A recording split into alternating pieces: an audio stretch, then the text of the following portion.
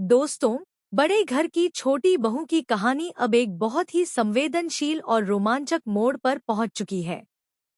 पूरी कहानी अब मानो किसी बारूद के ढेर पर खड़ी हो, जहां हर कदम पर नया ड्रामा और चौंकाने वाला ट्विस्ट देखने को मिलने वाला है। दुर्गा देवी ने अपनी योजना बड़ी सूझबूझ से बनाई है। उनका इरादा सिर्फ अर्जुन और टुकुन को लेकर श्रोतो मामा के घर शादी की रस्में करवाने का है। लेकिन जैसे ही ये सब होता है, वहां पहले से ही एक नकली दुल्हन बैठी होती है। यह वही किराए का एक्टर है जिसे दुर्गा देवी ने अर्जुन और अहाना को मिलाने के लिए रखा था। उधर अहाना, जो बाहर से मजबूत और निर्भीक दिखती है, वास्तव में अंदर ही अंदर पूरी तरह टूट चुकी है। उसका दिल और मन पिछले दर्द और धोखे के बवंडर में उलझा हुआ है। लेकिन वह किसी तरह अपनी भावनाओं को नियंत्रित करते हुए चाय की ट्रे लेकर जाती है। तभी अचानक उसका पैर फिसलने लगता है और वह गिरने वाली होती है। लेकिन इसी दौरान अर्जुन तुरंत अपनी तेज नजरों और तेजी से बढ़ती प्रतिक्रिया के साथ उसे बाहों में पकड़ लेता है।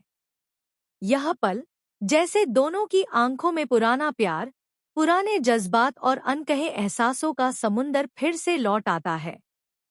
दुर्गा देवी और श्रोतो मामा यह नजारा देखकर बेहद खुश होते हैं। उनकी योजना सफल होती दिख रही है। लेकिन इस सुखद और रोमांटिक पल के बीच पोल्टू का गुस्सा भड़क उठता है। वह अर्जुन को अलग खींचकर चिल्लाता है कि यह कोई रोमांस का मंच नहीं है, यह उसकी दूसरी शादी की रस्म है। उसकी आवाज में इतनी आग और रोष है कि आसपास का माहौल भी तनावपूर्ण हो जाता है। हल्दी की रस्म में दुर्गा देवी अहाना को ही अर्जुन के हाथ हल्दी लगाने के लिए कहती हैं। अहाना के हाथ कांप रहे होते हैं, उसकी भावनाएं और डर एक साथ उभरते हैं। जैसे ही वह हल्दी लगाती है, उसका एक आंसू निकलकर अर्जुन के हाथ पर गिरता है। यह छोटे से पल अर्जुन के अंदर गहरे भावनात्मक हलचल पैदा कर देता है। उसके दिल में अहाना के लिए वही पुराना प्यार फिर से जाग उठता है। जाते समय पोल्टू नकली दुल्हन का पीछा करता है। उसकी जिज्ञासा और गुस्सा मिलकर उसे सच्चाई तक ले आता है। पोल्टू को पता चलता है कि यह केवल एक किराए का एक्टर है, कोई असली दुल्हन नहीं।